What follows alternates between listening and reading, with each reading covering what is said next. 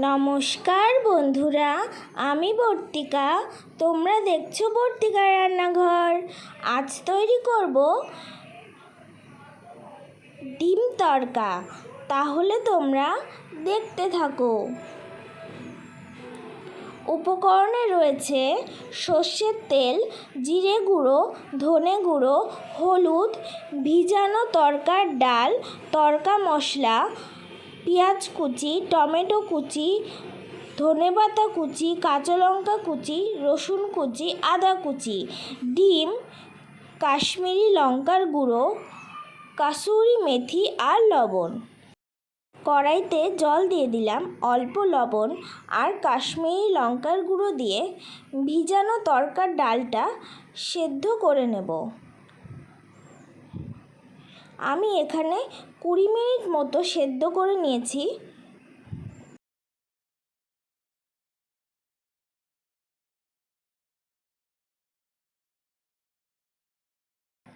এবার নামিয়ে নিলাম জল সহ। কড়াইতে সর্ষের তেল দিয়ে দিলাম। এবার ডিমটা ভেজে নেব। অল্প সামান্য লবণ দিয়ে ডিমটা আমি ভেজে নিচ্ছি।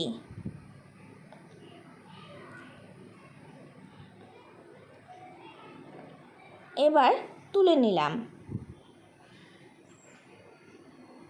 আর একটু সর্ষের তেল দিয়ে দিলাম। তেল গরম হয়ে আসলে আদা কুচি, রসুন কুচি আর কাঁচা লঙ্কা কুচি দিয়ে একটু ভেজে নেব। দিয়ে দিলাম পেঁয়াজ কুচি।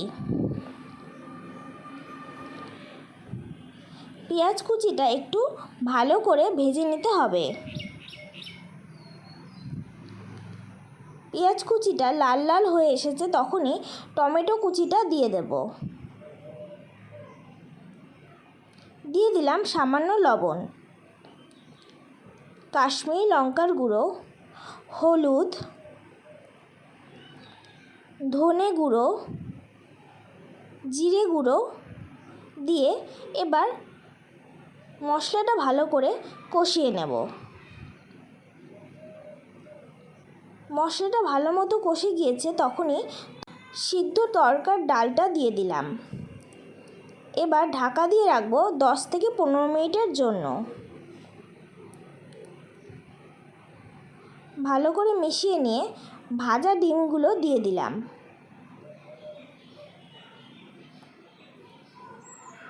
এবার তড়কা মশলাটা দিয়ে দিলাম।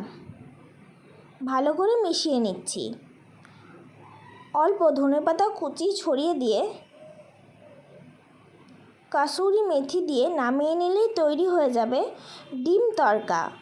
বন্ধুরা, কেমন লাগলো আমার এই রেসিপিটি তোমাদের অবশ্যই জানাবে। আর ভালো লাগলে লাইক, কমেন্ট, শেয়ার এবং আমার চ্যানেলটিকে সাবস্ক্রাইব করে দিতে ভুলো না। আর অবশ্যই বাড়িতে একবার ট্রাই করো এইভাবে। আশা করি তোমাদের ভীষণ ভালো লাগবে। আজকের মতো টাটা।